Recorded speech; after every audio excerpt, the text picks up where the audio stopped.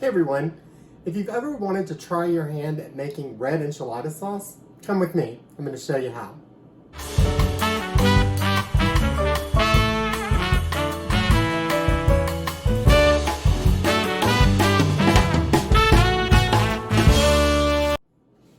Hey everyone, Marty here with Marty Knows Tex-Mex, and today I'm going to show you how to make red enchilada sauce. I have eaten a whole bunch of enchiladas in my house, but when I was growing up, my mom made enchiladas so many Sundays I couldn't count them. It was a staple go-to meal in our house.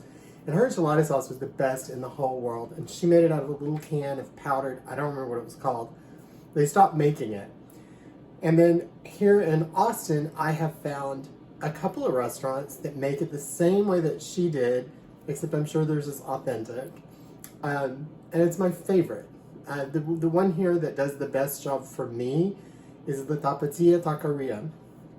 I love their red sauce. It's so good. And so I have learned to make a version of that at home, and I'm going to show you how. So I'm going to turn my stove on about medium.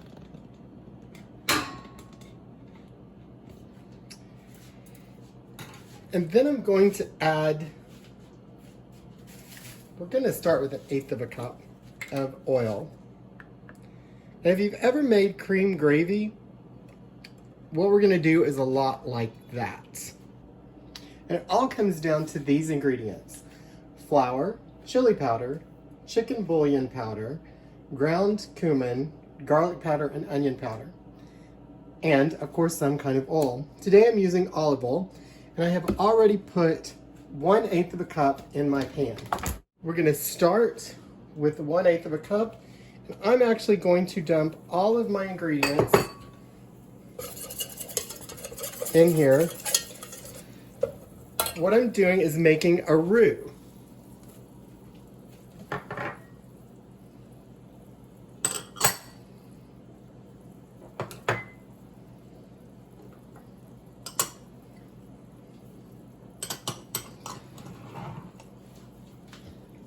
And I'm going to get that all stirred up. And I was afraid of that. So it's not 1/8 of a cup, you're going to need 2/8 of a cup, or 1/4. So you're going to need 1/4 cup of oil.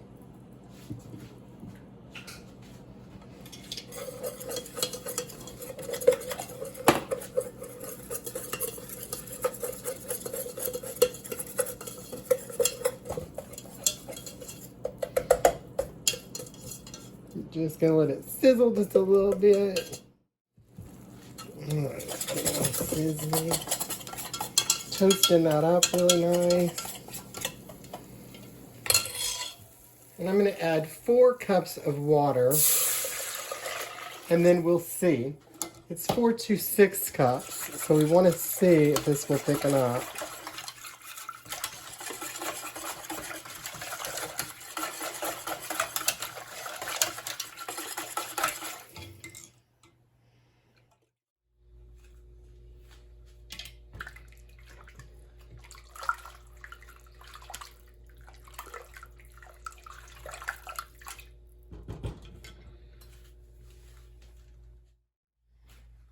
Now see, now that it has boiled and it's sit here for a little while, it's the perfect consistency.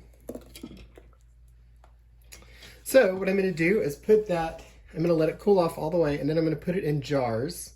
If I was making enchiladas right this minute, which I'm going to make enchiladas tomorrow, if I was making them right now, I would just use it. But since I'm not, I wanted to go ahead and get my enchilada sauce made ahead of time. And there you have it, all done. My quart of enchilada sauce is ready to make enchiladas right now or tomorrow, or I can keep it in the refrigerator for a week or so. That's all there is to it.